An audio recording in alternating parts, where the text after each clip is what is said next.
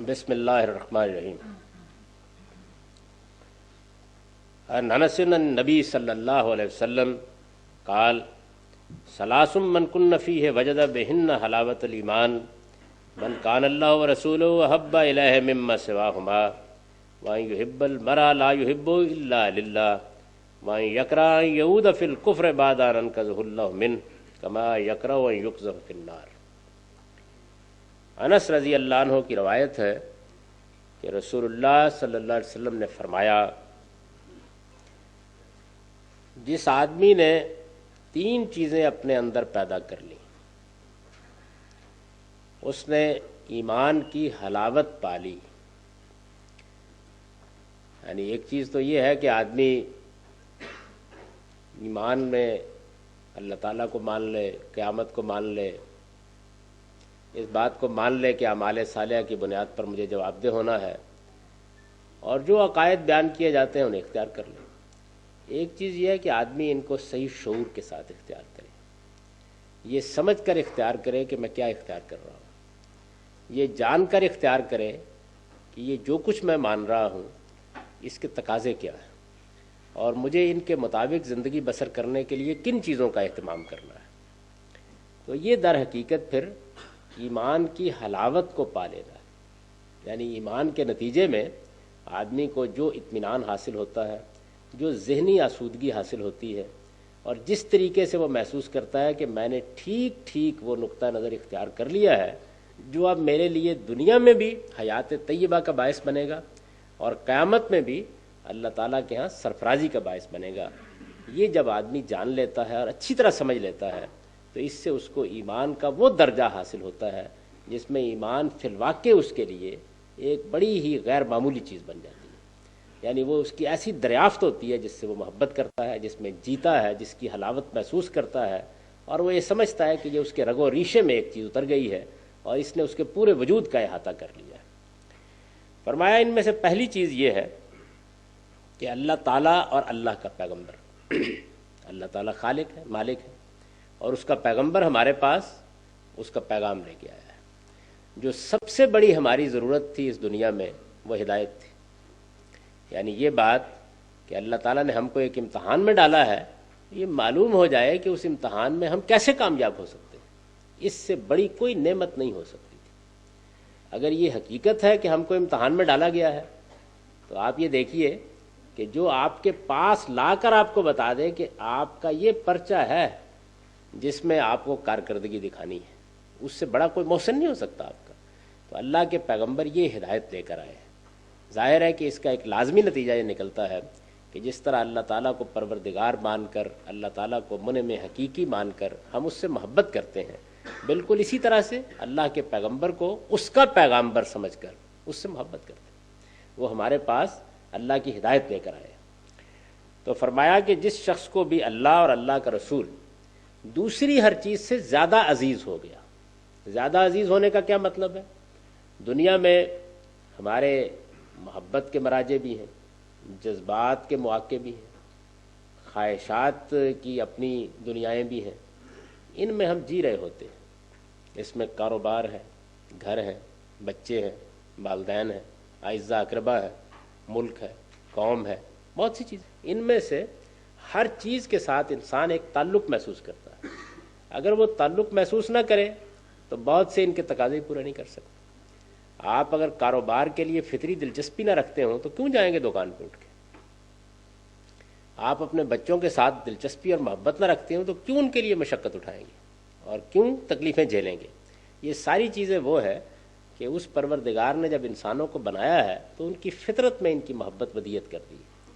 अब ये मोहब्बत बहुत से तकाज़े कर रही होती है, उन तकाज़ों के बिल्कुल मुकाबिल में वो इम्तहान आ जाता है। एक तरफ बीवी है, दूसरी तरफ उस इम्तहान के तकाज़े से कोई अमल है जो हमें करना है, कोई तर्क है, कोई इख्तियार है। बिल्कुल इसी तरीके से औलाद है, वालिदैन हैं, उनकी ख्वाहिशें, उनके जज्बात हैं, कुछ ना कुछ हमको करना है उनके लिए। तो इम्तहान भी तो इसी दुनिया की ज़िंदगी में है ना, यानी यूँ तो नहीं है कि इससे निकाल लिया गया है। इसमें कदम कदम पर यह चीज़ पेश आती है कि अब आदमी को माँ अजीज़ है या अल्लाह और अल्लाह का रसूल अजीज़ है, आदमी को बाप अजीज़ है या अल्लाह और अल्लाह का रसूल अजीज़ है। اس میں آدمی یہ فیصلہ کرے کہ مجھے اللہ اور اللہ کا رسول عزیز ہے اور اس فیصلے پر قائم ہو جائے. ایک بات یہ فرمائی. دوسری بات یہ فرمائی کہ آدمی اپنے لیے دوست بنائے، تعلقات پیدا کرے. ایک تو وہ تعلقات ہیں کہ جو اللہ تعالیٰ نے انسان کو دے کر دنیا میں بھیجا ہے، ماں کا تعلق، باپ کا تعلق، رشتہ داروں کا تعلق، اعزاء کا تعلق. آدمی نے اپنے محبت کے تعلقات قائم کیے اور ان کا باعث اس کے سوا کچھ نہیں کہ اللہ تعالیٰ کی محبت کا کوئی تقاضا اکٹھا کر رہا ہے، اس کے دین کے لیے کوئی سرگرمیاں اس کی وجہ سے اکٹھے ہوئے ہیں، اس کے ایمان کا تقاضا ہے اس کے لیے اکٹھے ہوئے ہیں، کوئی خدمت ہے اس نوعیت کی اس میں اکٹھے ہوئے ہیں، یا اور کچھ بھی نہیں ہے تو کسی کی نیکی، کسی کا تقوی، کسی کا خدا کے ساتھ تعلق محبت کا باعث بن گیا ہے. تو فرمایا کہ یہ جو محبت ہے یہ چونکہ بالکل جیسے رمضان کے بارے میں ہے نا کہ ہم نے جن چیزوں کو اس وقت اپنے اوپر ممنوع قرار دینا ہوتا ہے وہ عام حالات میں یہ تقاضا نہیں کرتی کہ انہیں ممنوع قرار دیا جائے، اللہ کے لیے ممنوع قرار دیتے ہیں. تو ماں سے محبت کرتے ہیں، باپ سے محبت کرتے ہیں، فطری تقاضے موجود ہیں. کسی سے محض اس لیے محبت کرتے ہیں کہ اللہ اس کا باعث بن رہا ہے، اللہ کا دین اس کا باعث بن رہا ہے، اللہ کے پیغمبر کی ہدایت اس کا باعث بن رہی ہے. فرمایا دوسری چیز یہ.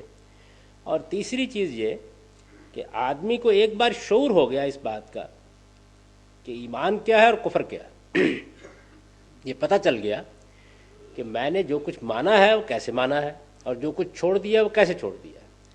اس کے بعد اللہ اس کو ایسی استقامت دے کہ وہ دوبارہ کفر کی آغوش میں جانے سے ایسے ہی ڈرے جس طرح کے کوئی آگ سے ڈرتا ہے. یعنی اس درجے میں ایمان اس کو محبوب ہو جائے اور اس درجے میں کفر سے اس کو نفرت ہو جائے. ایک آدمی جو کفر میں رہا ہو، خدا کو نہیں مانتا، آخرت کو نہیں مانتا، اللہ کے ہاں جواب دہی کا احساس نہیں رکھتا، تو یہ کفر کی حالت ہے. ان سب چیزوں کے بعد اللہ نے اس کو توفیق دی کہ وہ ایمان لائے. تو جو آدمی اس درجے پر ایک بار پہنچ جائے اور پھر واپس جانے کو گوارا نہ کرے، تو فرمایا کہ یہ تیسری چیز، یہ تین چیزیں اگر آدمی کو حاصل ہو جائیں تو پھر اس کے بعد ایمان اس کے لیے حلاوت کی چیز بن جاتا ہے، روح میں اتر جاتا ہے. پھر ایمان اس کے لیے محبوب چیز بن جاتا ہے. پھر ایمان محض عقیدہ نہیں رہتا، محض ایک قومی مسئلہ نہیں رہتا، محض کسی چیز کو ماننے نہ ماننے کا نام نہیں رہتا، محض کوئی عقلی مقدمہ نہیں رہتا، اس کی روح میں اتر جاتا ہے. تو یہ چیزیں ہیں جس کو رسول اللہ صلی اللہ علیہ وسلم نے نمایاں کیا. آپ اگر غور کریں گے تو معلوم ہوگا کہ بڑے ہی اختصار کے ساتھ اور اجمال کے ساتھ اگرچہ یہ گن کر تین باتیں بتا دی گئی ہیں، لیکن معلوم ہوتا ہے کہ قرآن مجید کی گویا روح ہمارے سامنے رکھ دی گئی ہے. قرآن مجید نے بھی یہی چیزیں ہیں جن کی طرف توجہ دلائی ہے. آدمی خدا کو کتنا عزیز رکھتا ہے، خدا کے پیغمبر کو کتنا عزیز رکھتا ہے. آدمی انسانوں کے ساتھ محبت کے دائرے کو آگے بڑھا کر ایمان کی محبت کے دائرے میں کیسے داخل ہوتا ہے. تو آپ کہتے ہیں نا کہ مسلمانوں کے درمیان خواہ وہ پوری دنیا میں کہیں بھی ہوں ایک برادری کا تعلق پیدا ہو جاتا ہے. یہ کیا رشتہ ہے؟ ماں کا رشتہ نہیں ہے، باپ کا رشتہ نہیں ہے، ایمان کا رشتہ ہے. یہی ایمان کا رشتہ آپ کے لیے محبت کا باعث بن رہا ہے، کسی دوست کے ساتھ بن رہا ہے، کسی بھائی کے ساتھ بن رہا ہے. اور ایمان آپ کے لیے مسئلہ بن گیا ہے کہ میں نے یہ پا لیا ہے، مجھے اس کو کھونا نہیں ہے. اس سے آپ کی نفسیات پر ایک اثر پڑے گا نا، آپ کو ایمان عزیز ہو جائے گا، محبوب ہو جائے گا، اس پر آپ کوئی داغ دھبا نہیں پڑنے دیں گے. ذرہ برابر بھی اگر کوئی خلجان اور تردد ہوگا تو دور کرنے کے لیے آگے بڑھیں گے. آپ اپنے ایمان کو کوئی فالتو چیز سمجھ کر ایک طرف نہیں رکھ چھوڑیں گے. جس طرح اپنے کاروبار میں ادنا درجے کی خرابی کو دیکھ کر یا اپنے اہل و عیال میں کوئی معمولی سی بیماری کو دیکھ کر آپ بیتاب ہوتے ہیں، آپ اپنے ایمان کے بارے میں بھی اسی طرح بیتاب ہوں گے، اپنے دین کے بارے میں بھی ایسے ہی بیتاب ہوں گے. یہ چیز جب پیدا ہو جائے گی تو اس کا مطلب یہ ہے کہ ایمان کی حلاوت حاصل ہو گئی ہے. اب آدمی ایمان میں جیتا ہے. ایک ایمان کو قبول کر کے اپنے ذہن یا دماغ کے کسی خانے میں رکھ لینا ہے اور ایک ایمان میں جینا ہے. تو ایمان میں جینے کی حلاوت ان تین چیزوں سے حاصل ہوتی ہے.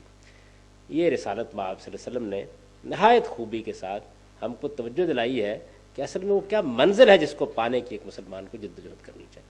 وآخر دعوانا الحمدللہ رب العالمین.